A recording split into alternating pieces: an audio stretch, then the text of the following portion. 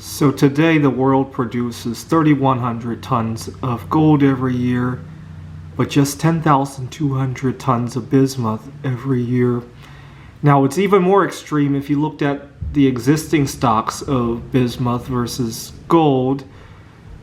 Bismuth has been mined for much less of human history compared to gold, and there is only double as much bismuth as gold. So imagine. So here's a coin that I poured into a mold. It's got about 2 ounces of bismuth. Just try to imagine that coin being worth a little over $1,000, right? I can kind of imagine that. And but it's even better because most of the bismuth that's being supplied comes from China. In fact, the bismuth bar that I made these coins out of came from China. It had Chinese symbols on it. Gave me a little bit of concern because I know China had all sorts of tainted products.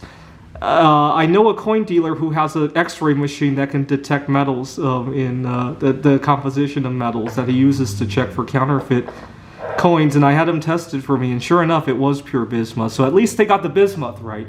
I was worried that it might be tainted with lead or cadmium, or even some of the radioactive elements. Oh, bismuth is radioactive, right?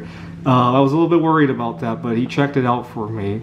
But I don't need to tell you how much of a how unstable that supply is going to be, right? And 2/3 of the bismuth comes from China. Anyway, that might buy a house someday. And I also want to try and Hunt Brothers the metal, the bismuth as well.